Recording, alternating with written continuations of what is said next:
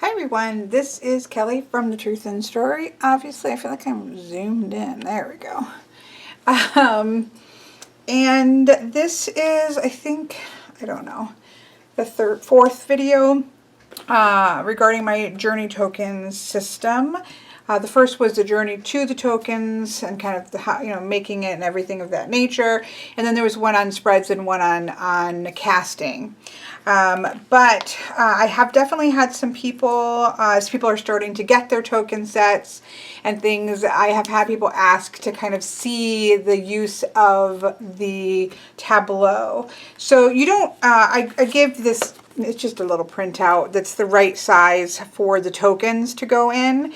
I just literally took a piece of, I'm going to get it laminated, but I couldn't find any lamination sheets just locally. So for right now, I just stuck it in a sheet protector, and I put a piece of scrapbook paper that looked like wood on the back and put this on the front of it and just slid it in here and cut off, where, I don't know which side it would be, but I'm guessing this side was where the bind, to put it into a binder, and I just cut that off just to keep it safe while I was sliding it in and out.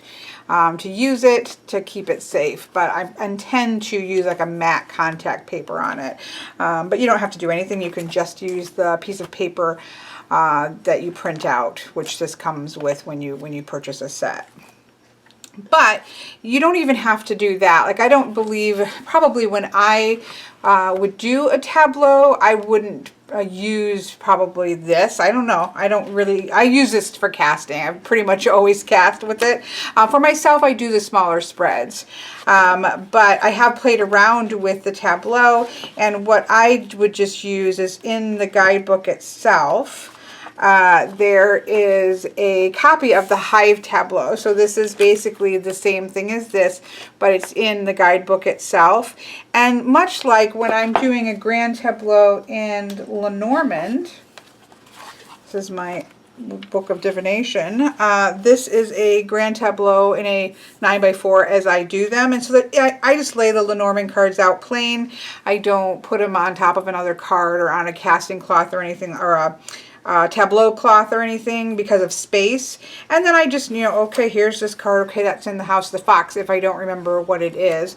And I have that for both forms of a grand tableau. So that works really well for me. And so the same thing could go here. You could simply lay them all out, the tokens out, and then use this as a reference to what house that particular symbol is showing up in. So you don't have to, but this does give you a nice way to just check underneath it and see what that house may be. So you can use either way that you want to do that. This, by the way, is a copy printed on Lulu. So you can, the guidebook comes as a PDF, and you can just print it out on plain old paper. I have a version of that too, where it's set to be 8.5 by 11, so that you can just print it and cut off a couple inches at the bottom and have the square, or you can print it off full and then make notes and make your own information as well. I do have the Lulu files, and I think this costs like $2.84 plus the shipping. So for anybody who wanted it to be bound.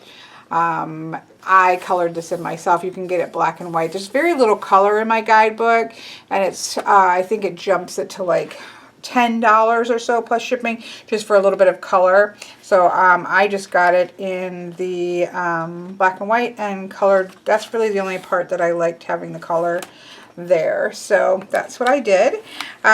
So that's one way you can do it without ever even using this. Let me put this up here and put this out of the way.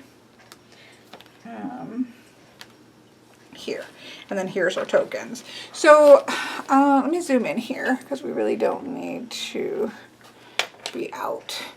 So as I said, the squares are set. Let me set my little baggie that has, I use a copper D20, which I love. But I don't want it to bash around. It is quite solid and heavy, and I don't want it to bash around and bash my tokens. And then I also use these little garnet pieces to indicate in a casting what is flipped over face down, so that I can just note that. Oops. And so I just keep them all in a little tiny bag and just keep that within the bag, and then things aren't banging around. So these are just sized so that you can lay out a a hive tableau onto them, and it will fit on the top of it. Then you can check obviously and see what is under it. So these are just, it's sized that way. Now this is not the same thing as the back of the guidebook gives you a reference page that has page number, so you can quickly, okay, I got this token, what's the page number to get to that. But this kind of weaves its way around on a journey, going in the order of the suits. That's how this this is. And so you could lay out use this as well for a tableau, just like a grand tableau in Lenormand starts with number 1 and goes to 36. You could certainly weave your way around and do this exact same thing for a grand tableau. In fact, when I first realized that this could do a tableau, that's how I was playing around with it. But what I then decided, and this was one of those things, what I call, you know, in synchronistic happenstance. Like, this literally came about because when I got my first version of these tokens, and I wanted to lay them out to check and see if I had them all, number 1. So I kind of laid them all out in order. I'm not going to mess with these too much. I laid them all out to see if I had all of the figures. I realized that, you know, that this could make spreads, and could, you know, the way that they connected because of it being a hexagram,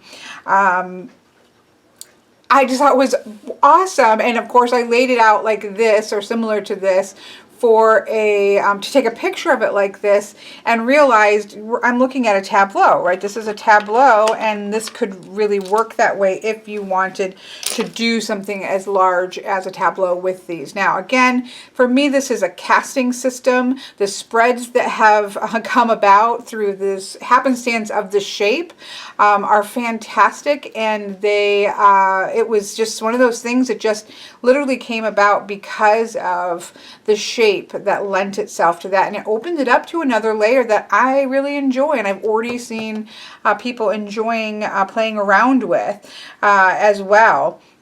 So then I decided to, all right, how can I set this up so that you could use this and the things ended up together, because when they were weaving around, you didn't have a clear grouping of things that you would want to have grouped together. So for example, you wouldn't have to lay, so this is how I have seen played around with this spread being used, and to great effect. Of course, you can do these things without this sheet, but this is just kind of an interesting way to do it. So for example, if I wanted to do an elemental spread, if you find the figure of spirit in the middle, you'll see that active and receptive energy is at the top and the bottom, and fire, air, water, and earth is around it, right? So you could literally draw a token for spirit. Well, find spirit.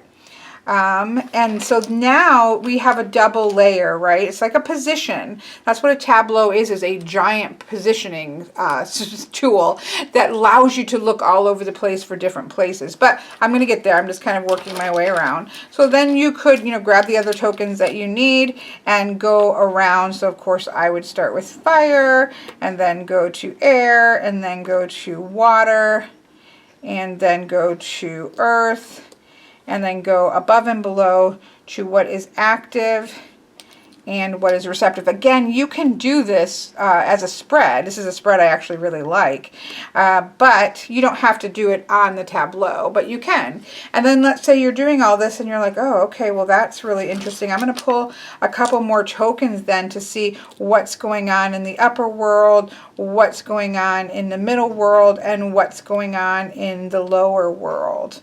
Or let's say this becomes really interesting, that in fire, fire, we have passion and fire as well. And you could say, okay, well, I want to explore that a little bit further and look at all of the energies, and you could lay down the energies. So you could use it as sort of the building blocks to see what you want to say. Okay, all right, I get all this. I've done this whole reading. You know what? Let's just get the overall story of this whole situation. What started at the beginning of things? Where was the middle of the information? What was happening in the things wrapped up? And then when I look back on this and how the aftermath of this is going to occur, what's that going to look like? And you can just start to build depending on where you want to go. So you can kind of use it loosely like that, moving around the board in case you wanted to get particular information. So it leaves it spread-like, but kind of open and fluid depending on where do you want to go next, depending on maybe what figure you have drawn.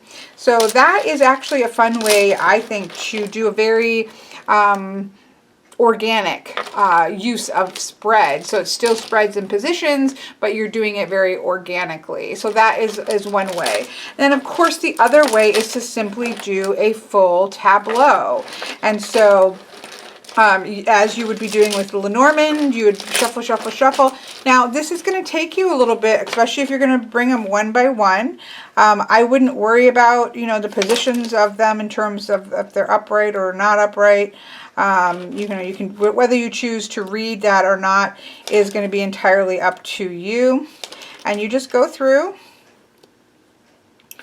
and lay them all out.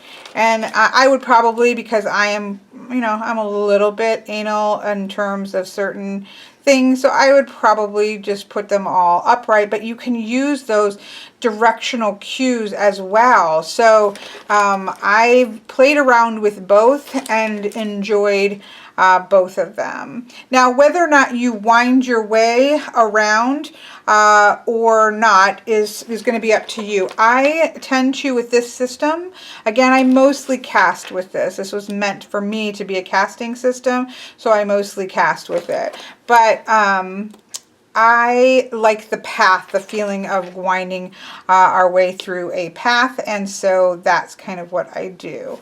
So you would just go about your business, drawing all of your figures. You know, obviously the nice thing about a Grand Tableau and Lenormand is you're just dealing off the top of the deck, and you go, but it's still, you know, a Grand Tableau is 36 cards you need to lay on the table and get nice and straight, and it is going to take you a little bit of time. And that's okay. We should be in a kind of calm and meditative state as we're doing these kinds of things, kind of focusing on the person if we're reading for somebody else. This is obviously going to work far more like a Grand Tableau in terms of being able to go in a variety of different ways energetically to see what's going on.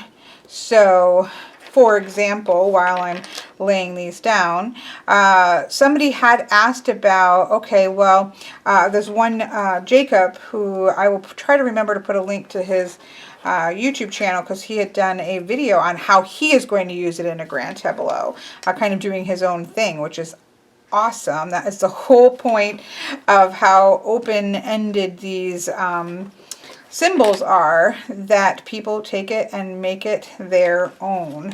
And so I love that. But anyways, he was talking, I know at the beginning, he was like, oh, well, you know, I really would need a significator. Well, this is already built in here. In fact, if you look at my Lenormand cards, instead of a man and a woman card, which, oh, they're right here because I did a get there reading. Instead of a man and a woman card, I have masculine active energy here, which is always the querent, and feminine receptive energy, blue, water, and fire for the energy that you're receptive and open to. So this is always my querent, and this is always the person you're significant to, regardless of gender. So that's how I would use this. Now, Jacob, you know, took it a step further, which you can do with this set, my Lenormand cards as well, and use this as male and this as female. So that you can still get a significator card in the Tableau as well, which is fantastic, because you can then look for the person and find them and treat it very, you can treat, if you're a person who reads Lenormand, I think this will be really easy for you. You'll be kind of like, okay, yeah. I mean, it's just intuitive in terms of if you already work with that system, because you can really process this the same way that you would process a grand tableau in Lenormand. If you don't read Lenormand and have never read a full spread with every single card in a deck or on the table, then this probably isn't the place for you to start your journey with the journey tokens. Although just remember that a tableau can be as complicated or as simple as you want it to be. So for example, to process this, you could simply start by just finding the house of the querent, which again for me would always be this active participant, and you could see, oh, okay, well, it's in the house of fall, so the season of fall. Of course, fall for me is this idea, it's about harvesting, it's about bringing in what needs to be brought in before the falling away and the letting things loose. So I could use the fact that this is upside down or upright to determine which part, if it's the first part of fall or the second part of fall, but in this case I would probably just use the overall energy of fall. Right now is probably a good time for me, if this was a tableau about me, to think about what are the things that I need to harvest in and what are the things that I need to let go of and start to release off of the leaves falling from the tree. That this is probably a primary message or primary energy for me, and so that would be something that I could take a look at, and I could follow this trail. Even I could, just like you do with Lenormand, I could say, okay, well, let's find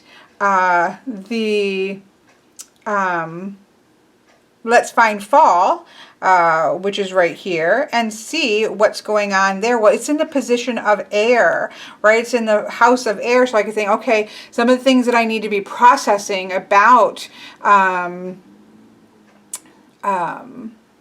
what to bring in and then what to let go of it's in the mental space. It's in my mind. There's a lot of clutter going on, which is always the state of my mind. It's time for a fresh, okay, there's some past things. I just got to let go of these things, right? But these are the things that I want to start harvesting and bringing into my mental space. So that's given me a little bit more. And you could continue to chain that. Okay, we'll find the air and see, okay, there's some things that I'm not aware of that are going on underneath the surface that I need to give some inspection and start clearing space of those hidden spaces, right? And you could continue to chain it like you would chain with a Lenormand reading. So you could do that. You could also, again, remember, you don't have to use this Tableau spread thing. You could just have this right in front of you, and you could say to yourself, okay, well, I've looked at myself and I've kind of seen what's going on there. I would probably look at the figures that were touching, anything touching my figure. So I could see, oh, right, well, we've got guidance here of spirit for the things that are hidden, which we just saw was something that was connected. So this is shaping up to be this message that energetically right now, I need to be working with the things going on in my mind. I need to be guided. I need to be open to guidance for things that I need to let go of and things that I need to bring in, but I need to be looking beneath the surface, because there's stuff that's running beneath the surface. There's programs running in but behind the firewall of my brain that are impacting me and the way things are. And so with those things that are touching my figure, that tells me even more after following that little trail there. It's I love grand tableaus in tarot or in Lenormand. And so, of course, I'm going to love this because it's just ways of puzzling through. Now, this isn't going to be similar to, let's say, Lenormand, where you can say, okay, I want to look about work, so let's go find the figure for work. This is more of an energetic, this is a very energetic base. So this is more along the lines of, okay, I'm feeling really blocked right now. So then maybe I would go into the position of blockage, which I can either look up here, or I can, try to search for it. I would recommend doing this. Where is the blockage? And then looking and seeing, okay, there's a lot of disruptive energy, or the fact that this blockages that are going on is actually quite disruptive. So then I might again chain that and say, okay, well, let's go to see what's going on in this disruptive energy here, right? So you can look around and you can find, of course, as the further that you, just like with a grand tableau, you're not going to know where everything is right away, and so you're going to have to look a little bit, but you'll get more and more used to it. So here we go, looking for, all right, here's some disruption. So you find your little, it's like grand tableau, you find your column. So we can see there are two top ones here and it's straight down, two top ones straight down. So all right, well, in the house of disruption is this need for the to take the third way. The way that I am going about things, I'm trying to do an either or, this way or this way, and I need to quit doing that. I need to carve my own path. I just need to find the other way. I need to find the third road, right? So I can follow that along and go about the business.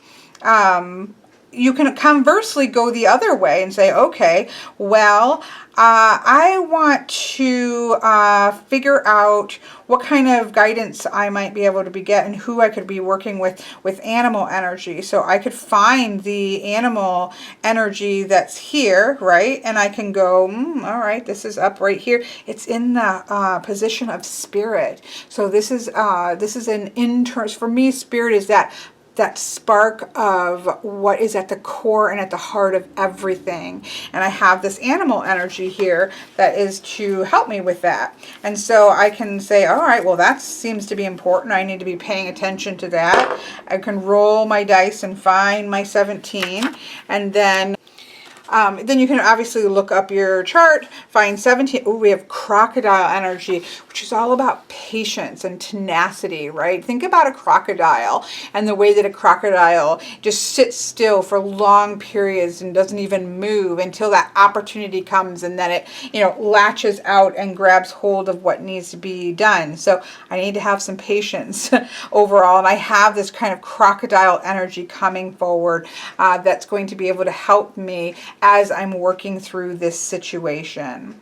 And so on and so forth. You can just process this in a variety of different ways, right? What's going on in Earth, you have two choices. You can look for Earth in the actual tableau. Again, you would need to, if you had them all laid out, you wouldn't be able to see that. So you would definitely need to reference your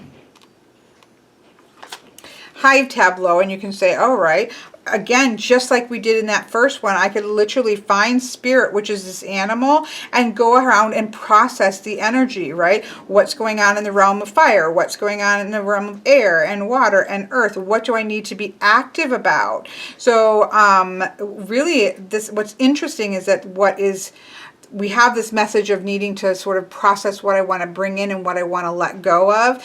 And we have the waxing moon here. Right is bright and so is waxing. My friend Patrick told me that, so I could always remember.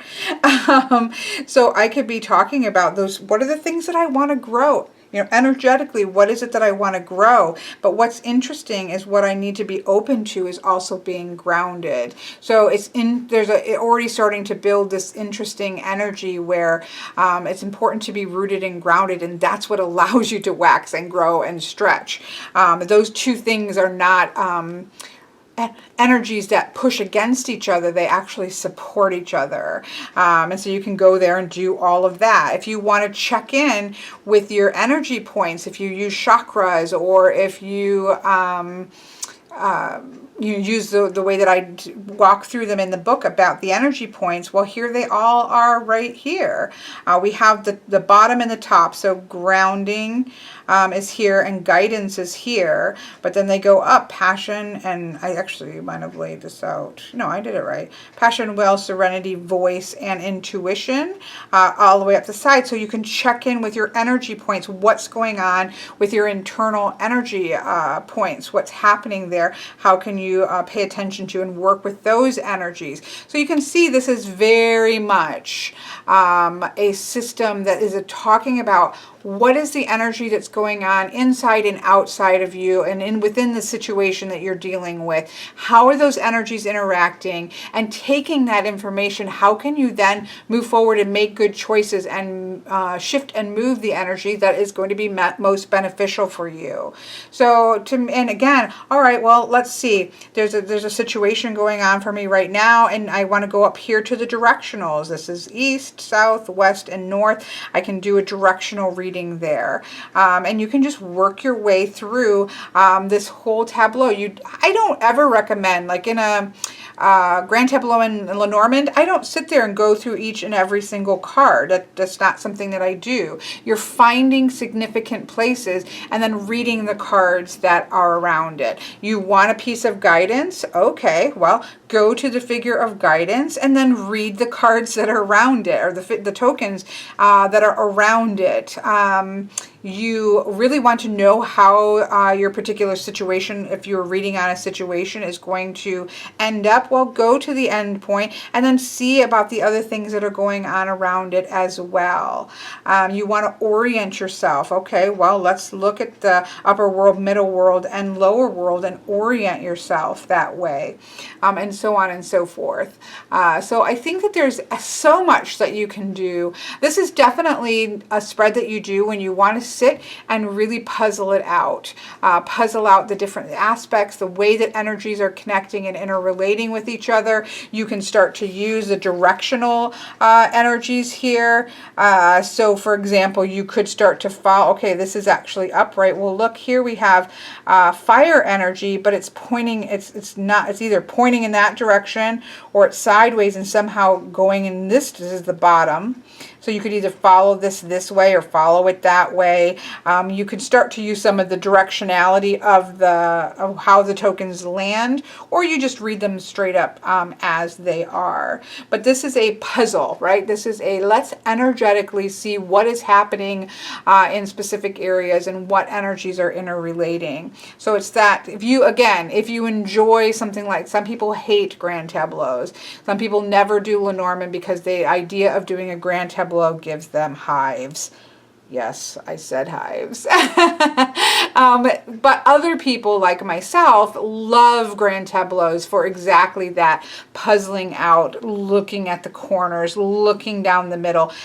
All of the ways that you can work your way through a grand tableau, you can do with this, but you're really focusing less on situational, as in here's work, here's love, here's all these different things, and much more on the energy that is going on around you, and it's going to help you navigate your way forward. Now, could you find those things that would work for you for that? Sure. I mean, you could certainly use Serenity, which is also connected with the heart chakra, for being about love, right? That certainly has a keyword there to look for a relationship. You could think about work and say, okay, well, what would be the work? Well, you could either choose, and this is up to you, just like Grand Tableau. Their different systems use different cards. So one might use fox for the work, and one another, the French, I believe, can use the fox for work. Germans use the anchor for work. Same thing here. You could say, I say two things. You could either go to earth for work, that sort of rooted, grounded, practical, everyday aspect, or you could even use the trunk of the tree, which is where we're living our life and doing those types of things, or anything else that seemed to speak to you about going to work. So you could still do those, because most of the time you're looking at your own figure, which for me would always be this one. People are often looking for relationships, so you could certainly use that one. People are often looking for work. I would probably tend to lean towards the earth, the figure, the symbol for earth there, but you might find a different one that relates to earth for you. You know, if you're looking at family situations, you might go into to look at the roots for what's going on around family. So you could use this the same way and choose what are going to be symbolic. And the whole thing about choosing significators is that you figure out what works for you and apply it consistently. That you consistently are saying, okay, I'm going to go here for that and here for that. And it just starts to build up a really clean source of reading. So it's not important that my significators match your significators. figures. What's important is that you figure out which ones work for you and then use those consistently. So yeah, I just wanted to do, a couple people just had some questions about how they might go about processing a hive. But just like with when I teach Lenormand, right, I'm using Lenormand a lot because this is the only other system that I can think of that really uses a Tableau a lot would be like Lenormand or Kipper. Those are the two that come to mind. So when I teach Lenormand, the first class, we don't work on a grand tableau, right? We work on sets of 3. We work on sets like this would be great, you know, figures, readings like this where you have a central figure and the figures that are around it, which is a spread that's in here. So if you look in the guidebook, the honeycomb shape is here. And so working with runs, working with that, working with sets of 3, getting comfortable with reading and making the connections between those symbols are your stepping stones to working with a full hive, right? So I think that that's important to note, that if you're if you're already comfortable with the grand tableau, this might be something you jump right into. But if you're not, I would certainly recommend that you get comfortable working with the symbols interrelating with each other before putting them all out and doing them this way. Because again, I want to reiterate, while I am thrilled that this layer actually came about and works, and it's fabulous, it works really well, it is inherently a casting system and meant to do that. So if you never do a spread and you never do a tableau like this, that's fine, right? This is to be used to whatever it is that excites you about divination. That's kind of the focus here in figuring out how to go about reading with these. Is what is it about this system that excites you? Is it the way that they're cast out? And of course, the only way you're going to know that is to try them, right? Try some spreads, try some casting, try putting it out in a tableau and seeing what that feels like to you as well. So seeing what works for you and then doing what brings you joy with it and what brings you the best messages, or the most easy for you to digest messages, is what's going to work. So I hope this helps a little bit, at least, though, to give you an idea on what you might do by putting these all out in a tableau like that.